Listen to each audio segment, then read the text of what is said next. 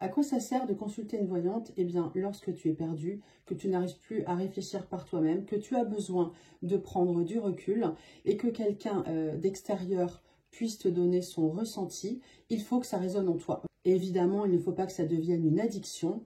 Au préalable, se renseigner et avoir eu la personne au téléphone ou un message vocal pour être sûr que c'est la bonne personne, car il y a des arnaques.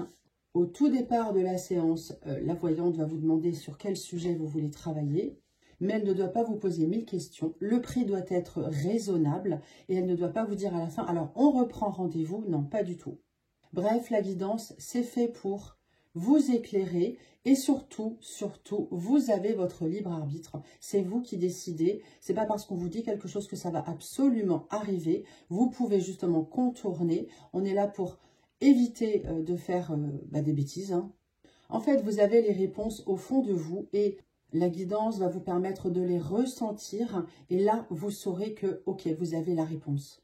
Alors, un truc pour savoir, souvent on me demande quelle est ma mission. Alors, demandez-vous ce que vous reprochez le plus à votre père ou à votre mère. Les défauts qu'ils ont, c'est ce que vous êtes venu travailler. Car vous avez choisi cette vie et vous êtes venu travailler les défauts que vous détestez chez votre père ou chez votre mère. J'ai fait le test et dans toutes mes consultations, quand j'en ai besoin, ce sujet m'aide vraiment beaucoup. J'aime bien creuser la personnalité parce qu'en fait, lorsqu'on consulte, il est important que la personne se connaisse bien pour prendre les meilleures décisions.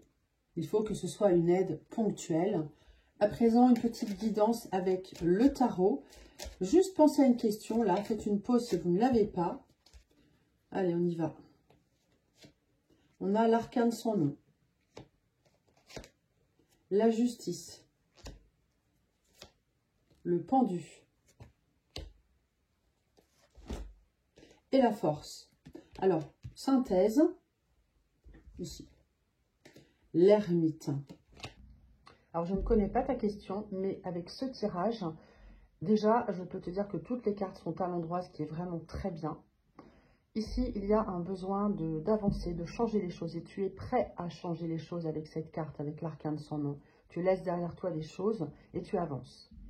Tu vas avoir un discernement clair.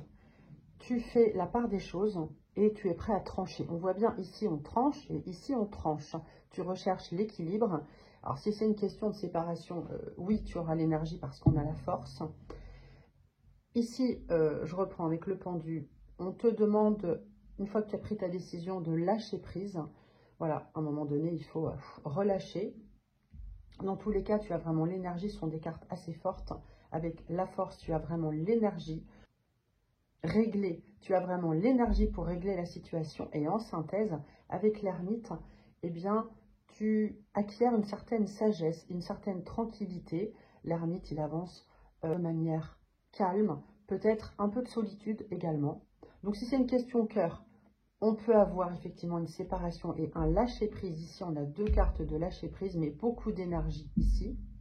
Si c'est une question immobilier pour un logement, eh bien oui, dans tous les cas, la réponse c'est oui. Tu as les qualités dont je viens de parler. La force te dit oui, en fait. Si c'est pour une rencontre, alors on est moins dans la rencontre. Il faut balayer le passé, regarder les choses en face. Il est temps de reprendre contrôle de la situation. Une période de calme s'annonce pour l'instant. Si c'est pour un travail, oui, on a un contrat qui se signe ici. Et tu auras les qualités nécessaires pour ce travail. Tu avanceras avec sérénité, sagesse et expérience. Dis-moi en commentaire si ce tirage t'a parlé, s'il a résonné en toi. Si tu veux une consultation, si tu veux apprendre le tarot, le numéro s'affiche juste après.